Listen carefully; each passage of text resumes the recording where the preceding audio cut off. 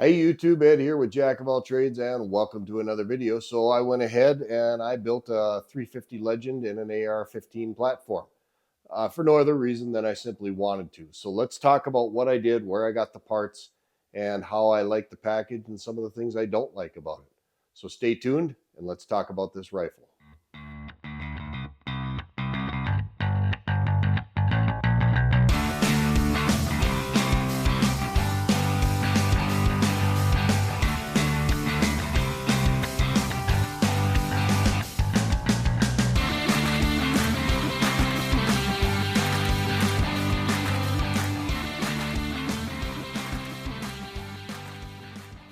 And welcome back. So yes, I built a 350 Legend into an AR-15 platform for no other reason than I wanted to. So let's talk about that. But before we do, just a big shout out to everybody who supports the channel. I just recently tipped over 10,000 subscribers here.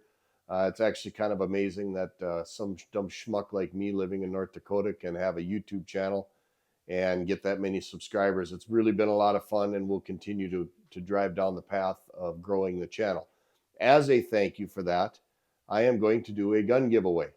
I am going to give away a Heritage Rough Rider revolver. So if that's something that you're interested in or something that you would appreciate, keep tuned to the Jack of all trades channel for that upcoming giveaway. Now, a caveat to that, that firearm is not allowed in all 50 states. There are some states that do not allow it because of the materials that it is made up of. You need to check your local laws before you participate in it. You also need to have an FFL dealer lined up for me to ship it to. I cannot ship it to you directly. It must go through a federally licensed firearms dealer in your state, and the transfer paperwork must be done. Don't even ask me to forego that because I'm not going to do it. So let's talk about this rifle. What kind of a rifle do I have here? So I was out goofing around on Gunbroker one day, and I found a company called Shooter's Gate. They've got quite a few Gunbroker listings, and one of the things that they had was a parts kit to build a 350 Legend into an AR-15 platform, which is awesome. I love the AR-15 platform, and I've always wanted a 350 Legend, so we're going for it. And I went for it, and I built it. Now you'll see it's got some funky colors on it. I do not have an AR prior to this that is other than just all black. I wanted to do something different. It's easily discernible in my gun safe. If I want to grab my 350 Legend to go out and do some hunting, I don't have to do anything other than to look at the color, and it's kind of fun. This burnt orange color is kind of different. It's not too crazy, and it's just something I wanted to do. So what have I got here? It was basically a parts kit, and I'll put a screenshot up of what that parts kit looked like. It's not all that dissimilar from a parts kit that you would get out of Palmetto. You basically will get an assembled upper and the parts to build a lower, and you need to provide a stripped lower receiver to build this rifle. So let's talk about what this rifle comes with. Obviously, the completed upper comes as is. It's a completed upper. Uh, the upper itself is made out of 7075 T6 mil-spec aluminum. It's your garden variety upper. It's nothing fancy. It's nothing special. The barrel, it's a 16-inch barrel. The barrel is made by CBC. It's a nitrided 4150 chromoly barrel. So decent enough barrel. Again, nothing fancy, nothing out of the ordinary, and certainly nothing high cost here. Everything else on this gun is pretty basically mil-spec. The front handguard is made out of aluminum, and it's obviously colored. These grip caps do not come with the firearm. These are made by Magpul. I bought these at one of my local retailers here, and I put these on all of my AR-15s because if I do deer hunt with these or coyote hunt with my ARs, there's nothing worse than holding onto cold metal in North Dakota winters or Minnesota winters. So I always put these grip caps on here. They're plastic. They give you a good grip on it, and they insulate your hand from the cold. The handguard is 15-inch. It comes almost all the way to the end. The flash hider on the end, it's your standard A2 birdcage, nothing fancy, nothing crazy. And this would be a really good time for me to tell you that this was kind of a budget build. I built this whole rifle for under $550. So this is really a budget build. There's no high dollar parts in this thing. It's all mil spec. It's all very, very basic. Handguard is completely fully floating. The bolt carrier group that you get with it, it's your standard garden variety bolt carrier group. It's made by a company called Cerro Forge. Cerro Forge makes quite a few bolt carrier groups. I've got a couple of their bolt carrier groups, and I've never had a problem with any one of them. The charging handle is obviously set to match the handguard, as is the forward assist and the dust cover are all matching in that same orange color. As far as the lower goes, you get all mil-spec lower parts. Nothing fancy. It's your garden variety mil-spec adjustable buttstock, uh, buffer tube. Everything that you get with this is nothing fancy. It's very, very basic. Now, let's talk about the lower receiver, because the lower receiver is something completely different. Uh, the lower receiver came to me from a company called Two-Way Patriots. They're out of Arizona, and it is a polymer lower receiver. It is not made out of aluminum. It is made out of a polymer. It's a nylon, if you will. They've done very extensive testing on it, and it's held up extremely well. In fact, if you talk to the guys at Two-Way Patriots, they'll tell you that the person that's having these things molded has actually taken and driven his SUV over it to verify that the strength is there that is required, and the lower receiver did not fail. So it's been well tested, well used. I've got about 100 rounds through this rifle so far. I see no signs of adverse wear or failing. Interesting little fact about the polymer lower receiver. When you order this lower receiver, which I did, and I paid about $40 for it after shipping and everything like that, it will come with the buffer tube and rear takedown pin already installed. And there's a very good reason for that. They lock these buffer tubes in with Loctite. They do not want you to remove them. So if you buy this lower, do not remove the buffer tube to put on a different buffer tube. It will wreck the threads, and you will destroy the lower. So when you get the kit, you're obviously going to get a buffer tube with the kit and the castle nut with the kit. You're just simply not going to need them. Put them in your drawer. You'll have spare parts for any of your other AR-15 platforms. But with this stripped lower receiver, I did get a buffer tube. The castle nut was already installed. The rear takedown pin was already installed. The only issue I could ever possibly see with that is if something was to fail with the rear takedown pin, taking this back apart to replace it might be problematic. So why did I go with the polymer stripped lower? This entire package, as you see it with the bipod, the scope, sitting right here on the tabletop, weighs 7 pounds, 14 ounces. It is extremely lightweight, which is perfect for a deer hunting rifle. You don't want to be carrying a ton of weight with you. If you're doing deer drives, or if you're doing spot and stocks, or you're doing a lot of walking, you have to carry a rifle. The less weight you can carry, the better. That's why I went with this package. If you put it on an aluminum receiver, you're going to add a little bit more weight. This whole setup is extremely lightweight. When you pick it up, it's like, holy cow, I can barely believe that that's an AR-15. The barrel is not a heavyweight barrel. It's your kind of standard profile barrel, so there's not a lot of weight there. The entire package is extremely light.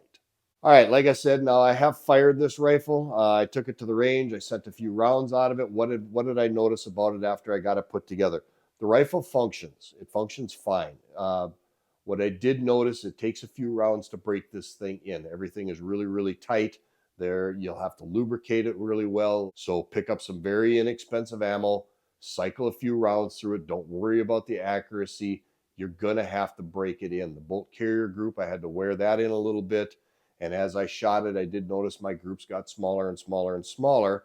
And eventually, at the end of the day, I was punching about 1.25 inch, 1.5 groups out of a 350 Legend, which, with that caliber, which is not a caliber that's renowned for its accuracy, and out of an AR-15 platform with a 16-inch barrel, 1.25 inch, 1.5 groups, nothing to complain about. Certainly adequate for deer hunting. What else did I notice with this? It functioned the 150 grain ammo without flaw. No problems whatsoever. All the other heavier ammo with longer bullets seem to have a little bit of a problem, with the exception of this Defender ammunition. The Defender also functioned very, very well. Now this is 160 grain hollow points with a nickel coated case. These functioned exceptionally well. They were very, very accurate. They were the ones that produced the best group. I got about an inch and a quarter group out of these, and I had no functioning problems whatsoever. As far as the Winchester ammunition goes, the 150 grain ammo also cycled and functioned flawlessly. This is your standard soft tip deer hunting ammunition. Nothing special fancy here. Those were punching about an inch and a half group at 100 yards. And quite honestly, 100 yards is probably about where you want to be with this rifle as far as distance. The other two rounds that I shot were 180 grain Winchester PowerPoint ammunition. And then I've got some Hornady American Hunter in 170 grain. Those two rounds actually stuck. And it was more the fact that the nose of the bullet was hanging up on the feed ramp on the inside of the barrel. They're a little bit too long. They have a little bit too big of a soft point on it. And when it tries to feed the round in, the round is catching on the feed ramp. It makes a dent in the tip of the bullet, and it just does not like to feed them. So those two rounds, this gun does not like. The 150 and the Winchester Defense 160 grain had no problem functioning any of those rounds in this rifle. I'm using standard 5-round 350 Legend magazines. I don't even know who the hell made these things. CMMG. CMMG is who made these magazines. The magazines are working just fine. No problems there whatsoever. Things I like about it. The recoil is very, very manageable. There's very little recoil with this. I would have no problem giving a rifle like this to my 110-pound daughter to deer hunt with out of the deer stand. She would do just fine shooting it. I like the fact that there's very little recoil involved with it. I like the extreme lightweight. It is very, very light, just about 8 pounds, 7 pounds, 14 ounces. It's very accurate. For what it is, it's accurate in my opinion. Inch and a half, inch and a quarter groups out of a 35 caliber bullet at 100 yards. You really have no room to complain about that. It really does shoot pretty well. I've got your standard LPVO sniper scope on here. This is a 1 to 4 power scope. It does have an illuminated reticle. Again, nothing fancy, very meat and potatoes. It was a lot of fun to shoot. Once I figured out that the ammunition, it had specific ammunition likes. Don't worry, I'm not going to waste this ammunition. I have plans to buy a bolt action 350 Legend just because I want to have a couple of them lying around. And that's basically because 350 Legend ammo is very easy to find. It's everywhere. In fact, I've purchased a couple of cases of it just so I have it. I'll have ammunition for the rest of my life. I won't need to buy anymore. Overall, how do I like the rifle? I like the rifle well enough. It's nothing earth-shattering or anything like that. We're not going to put the world on its ear with this thing, but it is functional. It is very functional, and it works. It's reasonably accurate within the distances that I'll be hunting with and for my intents and purposes. It cycles the correct ammunition when you find the ammunition that it likes very, very well, and it works just like it should. Trigger is mil spec. As you would expect, it's about a 6.5 pound trigger. It's got a little bit of creep on it. It's your typical military style trigger. If you don't like that, put in a drop in. But it is a basic mil spec trigger, and for under $600, you've got a very reasonable priced, very functional, and a very nice little rifle for close in deer hunting. And this rifle is a perfect package for it. All that being said, I would give the package setup probably 3.5 to 4 stars. Not disappointed with it. I'm really happy with it. I had questions from the guys at Shooter's Gate. They were extremely helpful, more than willing to help you out. We had a couple of snafus with the barrel, and it was more my fault than anything else. When I ordered the gun, I wanted 350 Legend, and I was a dummy, and I got 300 Blackout because that's what I ordered.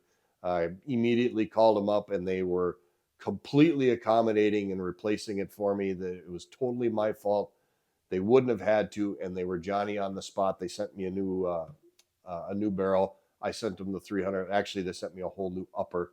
I sent the 300 Blackout upper back to them. It was a direct exchange. They were really, really cool about it, and they're great guys to work with.